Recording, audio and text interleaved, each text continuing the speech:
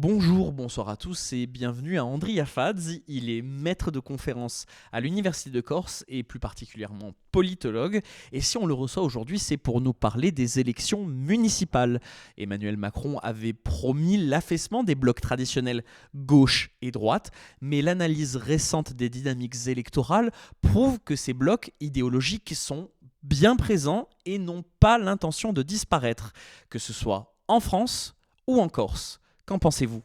Disons qu'aujourd'hui, avec cet affaiblissement du bloc central sur lequel misait Emmanuel Macron depuis 2017 et la montée en puissance à gauche de LFI et à droite du RN, on a vraiment une tripolarisation, une tripartition de l'espace politique qui rend le pays forcément plus difficile à gérer, comme l'a été l'Italie avec l'irruption du Movimento 5 Stelle. Est-ce que c'est l'effondrement du bloc central et au final une polarisation entre une idéologie de gauche et celle de droite, l'idéologie de la relance et l'idéologie de l'offre ? Alors, l'effondrement, pas encore. Le déclin, oui, puisqu'il n'a plus qu'environ 220 sièges. On peut compter 230 avec des apparentés. Ça reste le premier bloc quand même à l'Assemblée nationale. Mais évidemment, par rapport à 2017, il a connu un reflux très, très sensible. Est-ce qu'il y a vraiment des considérations uniquement économiques dans cette nouvelle structuration de l'offre politique française ? Je ne crois pas. Je crois que le Rassemblement national continue de prospérer avant tout sur cette question de l'immigration et de la sécurité, sur ces questions privilégiées de l'immigration et de la sécurité. Et que d'ailleurs, depuis 2024, depuis la première opportunité qu'il a eue de devenir le premier parti de France, on l'a vu se relibéraliser. Je veux dire, le Front National de Jean-Marie Le Pen était un parti nationaliste, mais aussi libéral. Il est devenu beaucoup plus à gauche dans les années 2010, notamment sous l'impulsion de Florian Philippot. Et depuis 2024, Marine Le Pen a très bien compris que sans rassurer les milieux d'affaires, il était impossible pour lui de pouvoir parvenir au pouvoir. Donc la plateforme économique du Rassemblement national depuis 2024 a sensiblement évolué dans ce sens-là. Et de votre point de vue d'observateur, est-ce que vous voyez dans les médias ou dans l'opinion des signes d'un discours plus polarisé aujourd'hui et comment vous l'appréciez ? Plus polarisé certainement, alors avec des facteurs qui sont aussi internationaux, je veux dire le style Trump qui pour le moment a été au moins électoralement gagnant, influence aussi beaucoup d'acteurs français et notamment du côté de la droite radicale, de ses alliés les plus naturels. Oui, il y a polarisation, il y a un discours politique qui est devenu beaucoup plus brutal, voire violent, il y a des comportements contestataires au sein même de l'Assemblée nationale, et on a tout ça qui est accompagné aussi par les réseaux sociaux, sur lesquels l'échange d'arguments rationnels est plutôt minoritaire par rapport à l'échange d'invectives. Donc cet affaissement du bloc central aux prochaines municipales, comment il va se traduire ? Il va y avoir des stratégies de conquête à droite comme à gauche pour pouvoir imposer une ligne politique ? Bien évidemment. Alors la gauche aux élections municipales de 2020 avait réaliser des performances assez marquantes, notamment les écologistes, avec la mairie de Bordeaux, par exemple. La gauche va essayer de trouver des voies d'alliance, sachant qu'elle est aujourd'hui fracturée entre LFI, qui a la position la plus radicale, et le Parti socialiste qui cherche un accommodement avec le bloc central, parce qu'il considère que c'est la stratégie à tenir aujourd'hui, dans un contexte d'émiettement et de défiance de l'opinion publique. Je veux dire, le niveau de défiance aujourd'hui des Français par rapport à leur classe politique est absolument inédit. On a des partis politiques qui ont un niveau d'opinion positive qui va être autour de 10%, voire moins, je veux dire, ce qui a été le cas longtemps en Italie aussi. Et bien évidemment, il y a des stratégies différentes. La gauche unie, ce ne sera vraisemblablement pas dans toutes les communes. Et face à cela, il faut dire aussi que la part plus libérale de l'espace politique, qui est très large, c'est vrai, n'est pas plus cohérente au sein même du fameux bloc central sur lequel s'est appuyé Emmanuel Macron depuis 2017. Les tensions sont aujourd'hui ouvertes, avec notamment la défiance d'Édouard Philippe, qui était considéré comme son successeur le plus naturel, et qui, en demandant au président de se retirer en début d'année 2026, a quelque part commis quasiment un casus belli. Donc ce bloc central non plus n'est plus cohérent. Ça fait les affaires du Rassemblement national qui, parfois on a l'impression, n'a besoin de rien faire pour progresser dans l'opinion. Quel poids elles ont, ces élections municipales à 2 ans de la présidentielle? Aujourd'hui, c'est une question qui revient souvent. Dès qu'il y a une question politique d'ampleur nationale, on demande à l'intervenant mais que pensez-vous des présidentielles? Que pensez-vous des présidentielles? Est-ce qu'il y a aujourd'hui un mal de candidats pour les présidentielles? Un mal de candidat, non. Un mal de bon candidat, peut-être. C'est pas pareil. Alors, les élections municipales ne permettront pas de prédire le résultat des élections présidentielles. Ça, c'est absolument impossible. Ce sont des élections totalement différentes. Je ne dirais pas qu'il y a 35 000 élections municipales. Non, bien sûr, il y a des rapports de force politiques nationaux qui s'y établissent aussi. Il y a un certain niveau de nationalisation du scrutin, notamment dans les grandes communes. Mais on ne pourra pas prédire le résultat des élections nationales de 2027 à partir du résultat des élections municipales. Ça, c'est totalement impossible. Il ne faut pas s'engager sur ce terrain-là. Bien évidemment, si un parti est très affaibli suite à ce scrutin, on considérera que ses chances pour la présidentielle sont un peu plus faibles. Mais il ne faut vraiment pas penser en termes d'automaticité. On ressent sur la Corse. La Corse, elle, dépend énormément de l'investissement public et de sa dotation territoriale. Ça va être une question politique majeure. Est-ce que cette question va se retrouver dans le débat public et dans les élections en Corse, plus particulièrement au municipal? Alors, je n'en suis pas certain.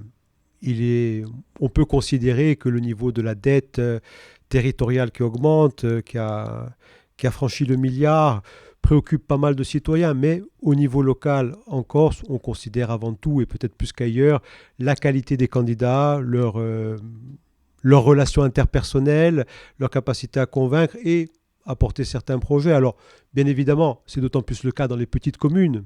Dans une grande commune comme Bastia, peut-être qu'un certain dégagisme aura plus de poids. Mais il n'empêche que les élections municipales, par essence, sont beaucoup plus focalisées sur les candidats eux-mêmes que sur les projets qu'ils portent, qui souvent sont faciles à partager par l'ensemble des candidats présents. On arrive sur la 11e année de ce qu'on appellera le particularisme nationaliste sur la scène politique en Corse. Comment ce particularisme va continuer à vivre avec ce grand réalignement idéologique national? Est-ce que vous pensez que la Corse va peu à peu se retrouver sur les mêmes clivages nationaux, ou est-ce qu'elle va garder sa spécificité politique? C'est un clivage national et international. Je veux dire, l'acceptation du libéralisme mondialisé ou son refus. Je veux dire, c'est un clivage qui dépasse largement les frontières françaises. Et veut dire qu'on retrouve en Corse aussi, et c'est normal, notamment sous l'influence des médias nationaux, mais aussi sous l'influence des réseaux sociaux. Je crois que c'est normal. Alors, ça ne veut pas dire que le nationalisme corse va disparaître demain. Ça veut dire qu'il est appelé à prendre des positionnements peut-être un petit peu plus précis par rapport à ces questionnements-là. Je veux dire, le nationalisme corse, son succès a été dû en grande partie à sa capacité à rassembler des électeurs venus d'horizons très différents. Peut-être qu'aujourd'hui, ça ne suffit plus, et a fortiori lorsqu'on est en situation de responsabilité. Alors, ça ne veut pas dire que tout se situe là. Tout se situe pas là. Veut dire, il est bien évident qu'au terme de 10 ans de pouvoir, normalement, le pouvoir use, et ce nationalisme est plus en difficulté aujourd'hui qu'il ne l'était il y a 5 ans. Au municipal de 2020, il a bien progressé, le nationalisme corse. En revanche, on attend un petit reflux pour l'an prochain, sous l'effet de ces divisions internes, voire de ces concurrences parfois assez rudes, acharnées, et aussi sous l'effet tout simplement d'une certaine lassitude d'une partie de ces soutiens de 2015, 2017 et 2021. Est-ce qu'on va rentrer dans une phase de post-nationalisme? C'est-à-dire que ces 10 dernières années, on s'est retrouvé avec un parti politique qui était majoritaire à l'échelle territoriale et qui a rassemblé plusieurs sensibilités au sein même de ce parti. Est-ce qu'aujourd'hui, on va peut-être affiner les tendances de nationalisme?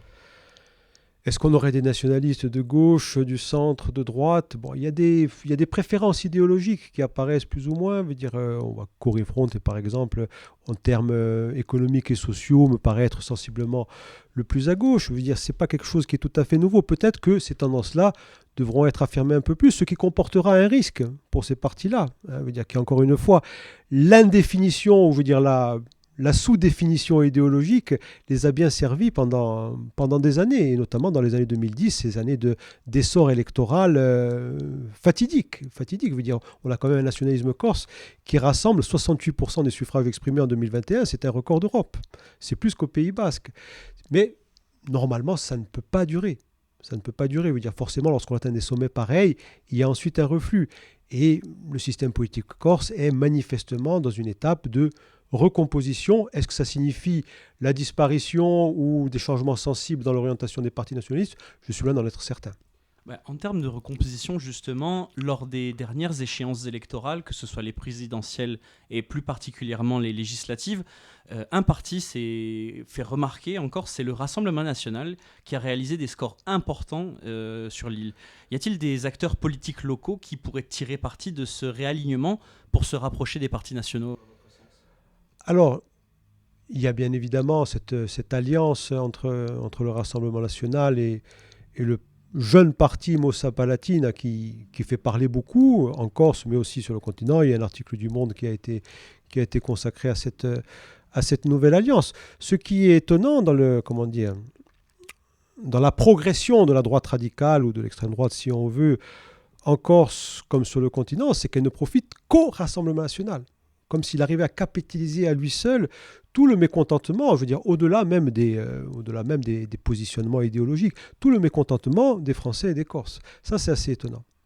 Est-ce qu'il y a d'autres alliances qui pourraient se rapprocher des dynamiques nationales? J'ai vu par exemple sur RCFM que Jean-Charles Orsucci se sentait proche de Laurent Marcangeli. Est-ce qu'on risque de voir au final un front républicain, entre guillemets, et les nationalistes de l'autre? Il est parfaitement possible que Jean-Charles Orsucci, qui conserve une identité de gauche, mais qui est quelqu'un qui a soutenu dès le début le président Macron, soit proche d'un Laurent Marcangeli, qui a été lui-même ministre du président Macron. Moi, je ne trouve pas ça très étonnant. En revanche, comment vont se situer certains nationalistes, donc notamment le PNC, par rapport à ce type de rapprochement assez naturel, là, c'est plus compliqué à savoir. Peut-être que par rapport à leur base, à leur électorat de base, ça pourrait constituer une certaine gêne. Donc, il y a des arbitrages savants qui vont devoir être faits, ça c'est certain. Concernant alors donc toujours ce réalignement national, est-ce qu'il pourrait inciter des citoyens qui s'étaient éloignés de la politique à revenir voter localement, ou cela risque-t-il au contraire d'accentuer l'abstention si les enjeux nationaux prennent le pas sur les réalités locales? Je pense impossible en Corse que les enjeux nationaux prennent le pas sur les réalités locales. Je veux dire, véritablement, on a encore des élections municipales où on dépasse allègrement les 90% de participation. Alors, certes, pas dans les plus grandes communes, mais ça arrive relativement souvent dans les petites. Quand il y a une compétition féroce dans une petite commune, quasiment tout le monde va voter. Et on ne vote pas par rapport aux enjeux nationaux, très loin de là. Très loin de là, ce sont des enjeux personnels, familiaux, spécifiques, qui sont en jeu et totalement illisibles pour ceux qui ne font pas partie de la commune d'ailleurs. Peut-on, à votre sens, s'attendre à des surprises lors de ces municipales, comme une percée inattendue d'une nouvelle force, ou le retour de figures locales qu'on voyait peut-être en second plan? Il y a toujours des surprises sur 360 communes. C'est impossible qu'il n'y en ait pas. Alors, les élections municipales sont considérées classiquement, pas qu'en Corse et qu'en France, au niveau international, comme plus favorables aux sortants. Le sortant a le temps de se préparer pendant 6 ans ou 5 ans ailleurs, a le temps de se préparer pendant 6 ans, trouver les meilleurs colistiers, savoir convaincre les récalcitrants, lui est là tout le temps, tandis que ses opposants sont là pendant 6 mois ou 1 an maximum.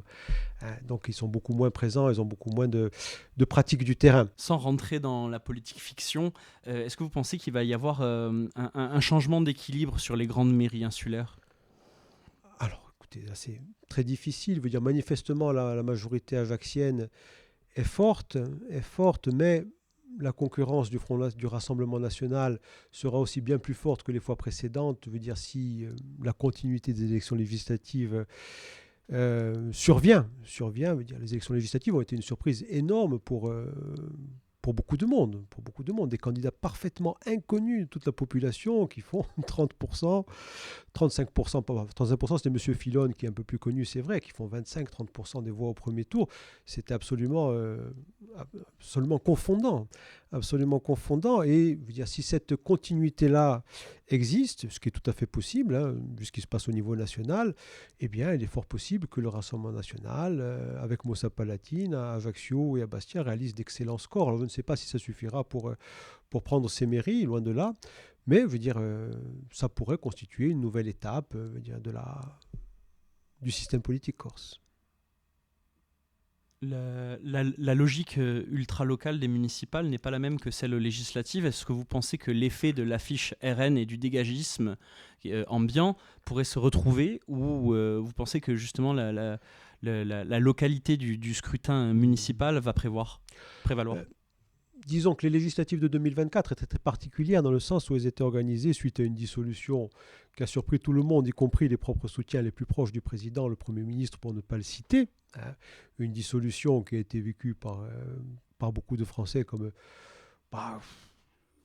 quelque chose d'inouï, veut dire comme finalement une incapacité à assimiler le rejet personnel que subit le président de la République. Donc il y avait un contexte quand même un petit peu particulier. Depuis un an, le Rassemblement national a un énorme groupe à l'Assemblée nationale. Il est sur tous les plateaux de télévision, en particulier de certaines chaînes. Disons que les citoyens français et corses ont eu beaucoup plus de temps pour le jauger plus finement. Au final, quels sont les enjeux politiques de ces élections municipales pour la Corse ? Le premier enjeu, me semble-t-il, est la capacité de résistance du parti au pouvoir territorial, celui de Gilles Simeone, le président du conseil exécutif, Fais-moi Agour.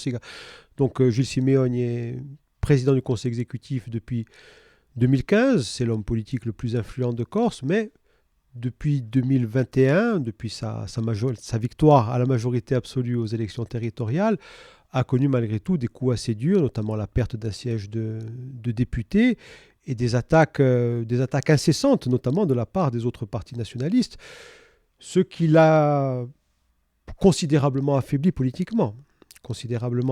Donc, est-ce que durant ces municipales, Fais-moi Agour, c'est qu'elle va réussir à résister au feu croisé de ses adversaires politiques? Ça n'est pas évident du tout, et cela pourra peser d'un lourd poids sur les futures échéances législatives en 2027 et plus encore territoriales en 2028. Qu'est-ce qu'il faudra retenir alors de ces municipales ?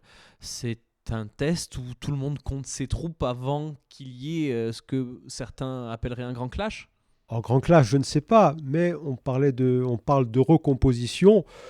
Je crois que nous sommes toujours plutôt en phase de décomposition, plutôt qu'une phase de recomposition, et que, bien évidemment, le parti qui sera jugé le plus affaibli lors de ces municipales aura plus de difficultés lors des scrutins plus généraux qui vont suivre l'an prochain et dans 2 ans. Ça ne veut pas dire que les municipales livreront une vérité absolue, ça n'est jamais le cas. Écoutez, est-ce que vous avez quelque chose à rajouter, Andrea Fazzi ? Non, merci Jean Colonne. Je vous remercie. Merci.